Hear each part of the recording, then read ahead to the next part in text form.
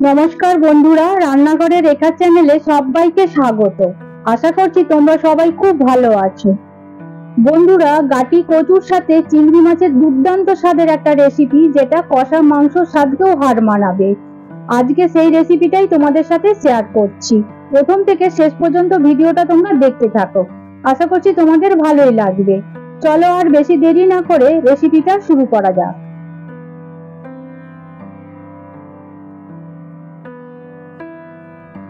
এই রেসিপির জন্য লাগছে কচু। তো কচু এখানে আমি পরিমাণ মতো নিয়ে আগে থেকে ছাড়িয়ে ধুয়ে এরকম দু আধখানা করে নিলাম।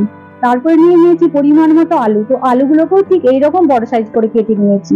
তারপর নিয়ে নিয়েছি চিংড়ি মাছ। তো চিংড়ি মাছও এখানে আমি পরিমাণ মতো নিয়ে আগে থেকে নুন হলুদ মেখে রেখে দিলাম।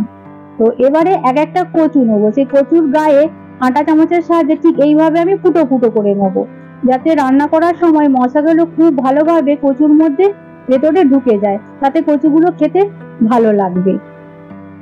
এইভাবে সমস্ত কচুগুলোকে কাঁটা চামচের সাহায্যে ফুটো করে একটি পাত্রের মধ্যে রেখে দিলাম। তো তার মধ্যে দিয়ে দেবো 2 চামচ বেসন, স্বাদ মতো নুন, 1 চামচ হলুদ গুঁড়ো, 1 চামচ ঝাল লঙ্কার গুঁড়ো। তো প্রথমে শুকনো উপকরণগুলোকে খুব ভালোভাবে হাতের সাহায্যে মিশিয়ে নিতে হবে। তারপর এর মধ্যে অল্প জল দিয়ে এটাকে ভালোভাবে মাখিয়ে নিয়ে এটা 2 মিনিট আমি ম্যারিনেট করে রেখে দেবো। তো এদিকে গ্যাসটাকে অন করে কড়াই বসিয়ে দেবো, দিয়ে দেবো তাতে পরিমাণ মতো সাদা তেল। তো তেলটাকে ভালোভাবে গরম করে নেওয়ার পর ওই আগে থেকে ম্যারিনেট করে রাখা কচুগুলোকে দিয়ে দেবো ভাজার জন্য। তো এই সময় গ্যাসটাকে কিন্তু মিডিয়াম করে কচুগুলোকে ভেজে নিতে হবে।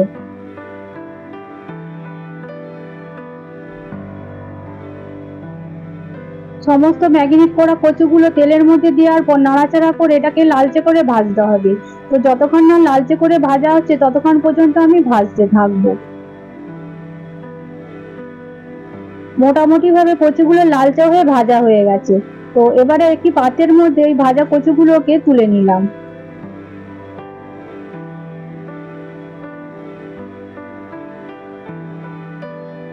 এইভাবে সমস্ত ভাজা কচুগুলো একটি পাত্রের মধ্যে তুলে রেখে দেবো।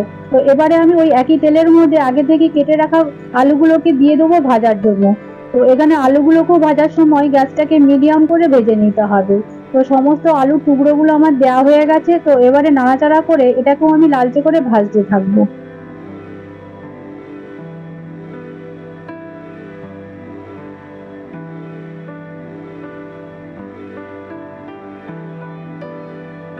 আলুগুলো নাড়াচাড়া করে কিছুক্ষণ ভেজে নেওয়ার পর এর মধ্যে দিয়ে দেবো স্বাদ মতো নুন। তো নুনটা দেওয়ার পর ভালোভাবে মিশিয়ে নিয়ে আবার আমি ভাজতে থাকবো।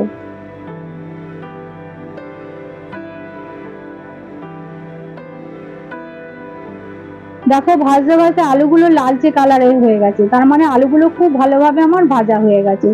তো এবার ওই ভাজা আলুগুলোকে একটি পাত্রের মধ্যে আমি তুলে নেবো। তো যেই পাত্রের মধ্যে আমি কচুগুলোকে ভেজে তুলে রেখেছি সেই পাত্রের মধ্যে একে একে ওই ভাজা আলুগুলোকে তুলতে থাকবো। সমস্ত আলুগুলো আমার ভেজে তুলে নেওয়ার পর এবারে আমি এইটাকে এক সাইডে সরিয়ে রেখে দিলাম। তো এবারে ওই একই তেলের মধ্যে আগে থেকে নুন হলুদ মাখিয়ে রাখা চিংড়ি মাছগুলোকে দিয়ে দেবো ভাজার জন্য। তো এই সময় গ্যাসটাকে মিডিয়াম করে চিংড়ি মাছগুলোকে নাড়াচাড়া করে ভাজতে থাকতে হবে। তো এখানে চিংড়ি মাছগুলো খুব বেশি ভাজার দরকার নেই। তো হালকা লালচে হয়ে গেলেই এইটাকে ভেজে তুলে নিতে হবে। দেখো, চিংড়ি মাছগুলো ভাজা হয়ে গেছে। তো এবার একটি পাত্রের মধ্যে চিংড়ি মাছগুলোকে ভেজে তুলে রেখে দেবো।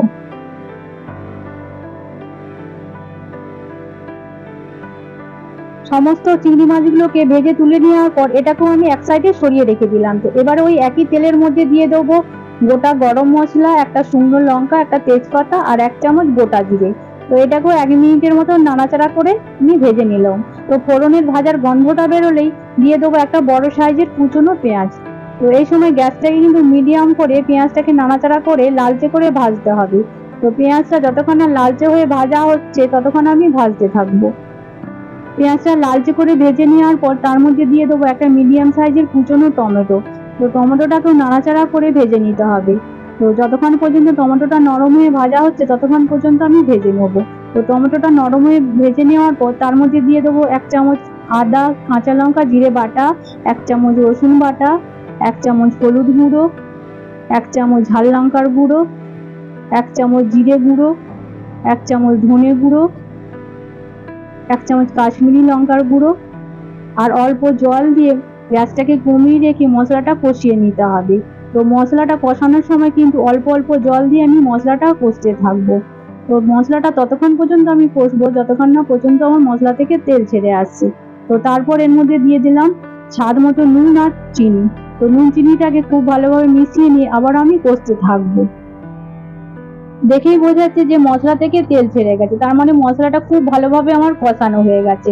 আর মশলা থেকে যে একটা সুন্দর ভাজার গন্ধ বেরোয়, সেই গন্ধটা বেরোলেই বোঝা যাবে যে মশলাটা আমার খুব ভালোভাবে কষানো হয়ে গেছে।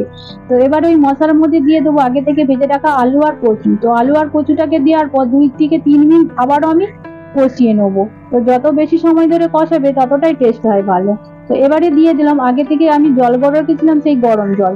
তো এখানে গরম জল দিলে কি হয়, তরকারির কালারটা সুন্দর হয়। তো খুব ভালোভাবে এবারে মিশিয়ে নিলাম। তো মিশিয়ে নেওয়ার পর আমি দিয়ে দিলাম আগে থেকে ভেজে রাখা চিংড়ি মাছগুলো। তো চিংড়ি মাছগুলো দেওয়ার পর আবারও খুব ভালোভাবে মিশিয়ে নিতে হবে। তো মিশিয়ে নেওয়ার পর এটাকে ঢাকনা দিয়ে ঢেকে 15 মিনিট আমি রান্না করে নেবো। তো 15 মিনিট বাদ আমি তোমাদেরকে ঢাকনা খুলে দেখাচ্ছি। দেখো কালারটা এত সুন্দর হয়েছে যেন মাংসকেও হার মানিয়ে দেবে।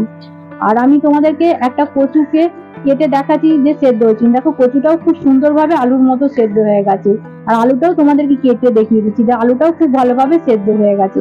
তার মানে রান্নাটা প্রায় আমার শেষের পর্যায়ে। তো এবারে দিয়ে দেবো সবশেষে 1 চামচ গরম মশলা গুঁড়ো। তো গরম মশলাগুলো দেওয়ার পর আবারও খুব ভালোভাবে আমি মিশিয়ে নিলাম। এইভাবেই তৈরি হয়ে গেল গাটি কচুর সাথে চিংড়ি মাছের দুর্দান্ত স্বাদের একটা রেসিপি, যেটা কষা মাংসের স্বাদকেও হার মানিয়ে যায়। একটি পাত্রের মধ্যে সেটাকে আমি সার্ভ করে নিলাম। তো এটা যদি তোমরা গরম গরম ভাতের সাথে খাও, খেতে দেখবে দুর্দান্ত লাগে। তো আমি তোমাদেরকে যেরকম ভাবে যেই পদ্ধতিতে এই রেসিপিটা বানিয়ে দেখিয়েছি, তোমরা এই পদ্ধতিতে করে দেখো, তো তোমাদের দুর্দান্ত খেতে লাগবে। আর রেসিপিটা তোমাদের যদি ভালো লেগে থাকে প্লিজ তোমরা একটা লাইক করে দিও, আর বন্ধুদের মধ্যে বেশি বেশি করে শেয়ার করে দিও। কমেন্ট করে জানিও যে আমার রেসিপিটা তোমাদের কেমন লেগেছে। কমেন্ট করে জানালে কি হয়, নতুন নতুন ভিডিও করার আগ্রহ বাড়ে। যারা এখনো পর্যন্ত আমার চ্যানেলটিকে সাবস্ক্রাইব করেন প্লিজ সাবস্ক্রাইব করে দিও। ভালো থেকো, সুস্থ থেকো।